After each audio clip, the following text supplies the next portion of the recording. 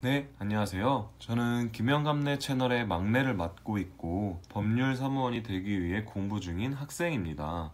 오늘은 여러분께 민사재판의 과정에 대해서 말씀을 드리려 합니다. 민사재판은 소송을 제기한 뒤 변론의 과정을 거쳐 결심을 가진 뒤 판결로서 끝나게 됩니다. 결심은 소송에서 변론을 끝내는 일, 또는 그런 상태를 말합니다. 이러한 일련의 과정들을 우리는 1심이라고 합니다. 그런데 이 1심에 대한 결과에 불복하여 다시 한번 재판을 요청하는 것을 우리는 2심이라고 합니다. 이것은 항소라고도 불리는데요. 항소를 하였음에도 불구하고 판결에 불복할 경우 3심을 가질 수도 있습니다. 우리는 이를 상고라고 일컫습니다. 그렇다면 1심을 주관하는 법원과 2심을 주관하는 법원, 3심을 주관하는 법원의 종류가 서로 다를까요? 결론부터 말씀드리자면 각 재판별로 법원의 종류가 조금씩 다릅니다. 우선 1심은 지방법원, 그리고 지방법원 지원,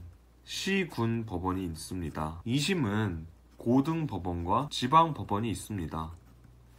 여기서 지방법원은 1심의 지방법원과 같다고 보아도 무방합니다. 마지막으로 3심은 대법원에서 진행합니다. 그렇다면 어떠한 기준으로 법원의 종류가 정해지는 것일까요? 일반적인 민사재판은 소가를 기준으로 법원이 정해집니다. 여기서 소가는 소송 목적물 가액이라고 합니다. 예를 들면 갑이 을에게 1억 원에 대한 손실을 입어 이를 요청할 경우 이 금액을 우리는 소가라고 합니다. 이 소가는 액수에 따라 세 가지 사건으로 나뉘는데요. 금 3천만 원 이하의 사건에 대하여 소액 사건이라고 합니다.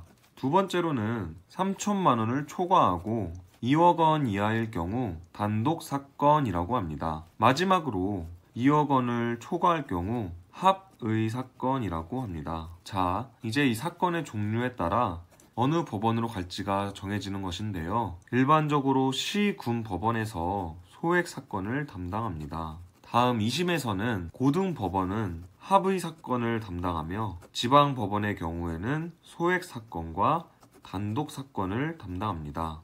대법원의 경우에는 사실 여부를 재판하는 것이 아닌 법률, 헌법, 규칙 등의 위법 사항만을 다루게 됩니다. 지금까지 민사재판의 과정을 살펴보았습니다. 다음에는 좀 더 유익한 법률 상식으로 찾아뵙겠습니다. 여러분, 감사합니다.